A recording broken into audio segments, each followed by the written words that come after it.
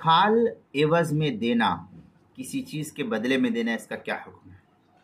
चुनांचे मुलाजिम या इसी तरीके से इमाम, मुअज्जिन या खादिम वगैरह को तनख्वाह के एवज में कुर्बानी की खाल देना ये जायज़ नहीं है किसी भी सूरत में। दूसरी सूरत ये कि अगर मज़कूरा अफराद ज़कात के मुस्तहिक़ है तो उनको बिला एवज देना, जैसे इमाम है, मुअज्जिन है, खादिम है या आपके मुलाजिम है, अगर ये वाक़अतन ज़रूरतमंद है तो आप इनको हदिया दे दीजिए।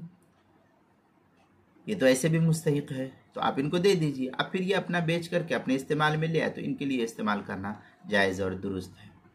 चुनांचे फतवा शामी में है वह तसद्दक़ बिदिल दिहा औ यामलु मिन्हु, फतवा शामी जिल्द नंबर 6 सफ़ा नंबर 328, अल-बहर राइक जिल्द नंबर 8 सफ़ा नंबर 178।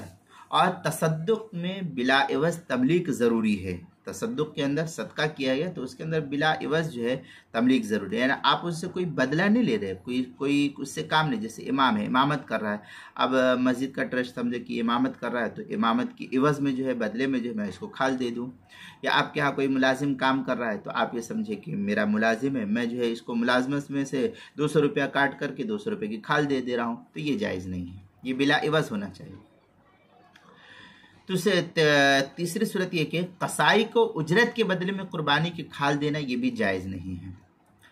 इसलिए कुर्बान जानवर जो ज़बह किया है कसाई ने, तो उसको भी आप कुर्बानी का खाल दे रहे ज़बह करने के बदले में, ये आपके लिए जायज़। यूँ ही आप दे दीजिए, उसको हदिया कर दीजिए, गिफ्ट कर दीजिए, वो आपके लिए ज़रूर। लेकिन जो जानवर का हक़ बनता है ज़बह करने का, वो जो लेता है, जो उसका मुआशरे में जो चल रहा है, तो वो उसको आपको देना पड़ेगा, उसको बदला, उसको पैसा दीजिए। और जो है ये खाल को ज़बह के एवज़ देना ये जायज़ नहीं है।